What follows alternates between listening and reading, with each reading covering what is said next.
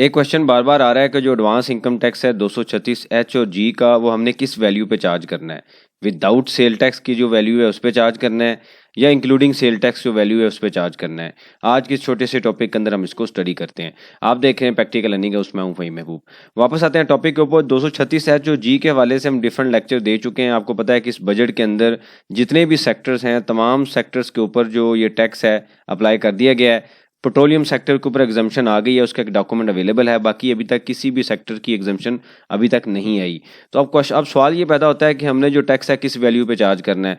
जैसे 236 एच का जो टैक्स है वो अगर हम देखें तो फाइलर के लिए जो रेट है वो 0.5% है, और अगर नॉन फाइलर है तो 2.5% है। और ये टैक्स हमने देखा था कि रिटेलर के ऊपर चार्ज होता है। जब आप रिटेलर को सेल करेंगे तब वहाँ पे चार्ज होगा। इससे पहले हम लेक्चर एक दे चुके हैं जिसमें हमने देखा था प्रिंसिपल एक्टिविटी को देख के आपने किस तरीके से टैक्स चार्ज करना है।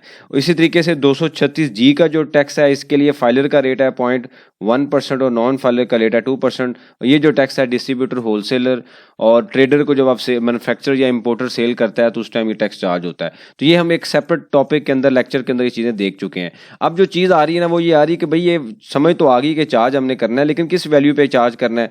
तो ये एक छोटी सी एग्जांपल मैंने आपसे सामने ली है कि एक प्रोडक्ट है जिसकी वैल्यू है 1 लाख रुपया, जीएसटी है 18%, और हम ये भी अज्यूम कर लेते हैं कि इसके अंदर ये जो टैक्स है ना वो जिसको आप सेल कर रहे हैं वो अनरजिस्टर्ड कस्टमर है और 4% आपने फर्दर टैक्स भी ऐड किया है। तो 1,22,000 रुपये की टोटल वैल्यू है। हम अज्यूम करते हैं कि ये बंदा क्या है, नॉन फाइलर है, रिटेलर है कोई। तो अब आपने इस वैल्यू के ऊपर ये चार्ज करना है 2.5%, मतलब जो इंक्लूडिंग सेल टैक्स वैल्यू है उसके ऊपर हम ये टैक्स चार्ज करेंगे। तो इनडायरेक्टली ये जो टैक्स होगा ये इस वैल्यू के ऊपर चार्ज नहीं होता, ये इंक्लूडिंग जो ग्रॉस अमाउंट है उसके ऊपर चार्ज होता है। इसके हम एग्जांपल ले लेते हैं कि सेक्शन 153 में हमने स्टडी किया था कि जो टैक्स है वो आपने पेमेंट करते हुए जो एप्लीकेबल टैक्स है वो विदहेल्ड करना है जब आपने वेंडर्स को पेमेंट करनी है। तो उस केस में भी अगर प्रोडक्ट की वैल्यू 1 लाख है, 18% जीएसटी है, और अगर आप किसी को पेमेंट कर रहे हैं तो उस केस में भी हमने ये देखा था कि 1,18,000 यानी कि ग्रॉस अमाउंट के ऊपर जो टैक्स है वो हम विदहेल्ड करते हैं। फॉर एग्जाम्पल सप्लाई का केस है, कंपनी को आप पेमेंट कर रहे हैं और फाइलर है तो 5% आप इस वैल्यू के ऊपर विदहेल्ड करते हैं, ना कि आपकी इस वैल्यू के ऊपर विदहेल्ड होता है।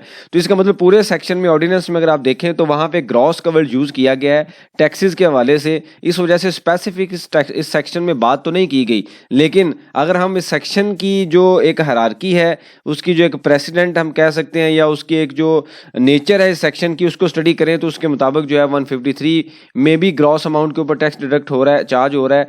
और इसी तरीके से यहाँ पे भी जो टैक्स आपने चार्ज करना है ग्रॉस के ऊपर चार्ज करना है। अगर आप एग्जाम्पल देखेंगे जो आपके पास दूसरी कंपनीज की आ रही हैं, एफएमसीजी सेक्टर की किसी भी कंपनी की, तो वो भी जो टैक्स होगा ग्रॉस अमाउंट पे चार्ज हो रहा होगा। उसकी रीज़न ये है कि जैसे मैंने अभी आपको एक्सप्लेन किया है कि ये जो टैक्स है वो ग्रॉस अमाउंट पे इस वजह से चार्ज हो रहा है क्योंकि हमारे पास एक प्रेसिडेंट अवेलेबल है सेक्शन 153 का, जिसके अंदर भी हम ग्रॉस अमाउंट के ऊपर टैक्स चार्ज कर रहे हैं। तो इस वजह से जो लोग इसके ऊपर कैलकुलेशन कर रहे हैं उसको भी मेंड कर लें। रिस्क है ये, फ्यूचर में आपको नोटिस आ सकता है, डिफेंड करना मुश्किल है और लिटिगेशन में जाएंगे, डिफरेंट तरह के क्वेश्चन आएंगे। इस वजह से ये टैक्स प्रॉपरली अपने आप को सिक्योर करें, टैक्स इसके ऊपर चार्ज करें। ये टैक्स चूंकि अगली पार्टी के लिए एडजस्टेबल टैक्स है, उसी ने ही पे करना है, आप इसका रिस्क मत लें। इस रेलिवेंट को सजेशन हो, क्वेश्चन हो, मेंशन कीजिए, इसके ऊपर हम डिस्कशन करेंगे ताकि जो लर्निंग का प्रोसेस है कंटिन्यू रहे। बहुत शुक्रिया, जज़ाकल्लाह।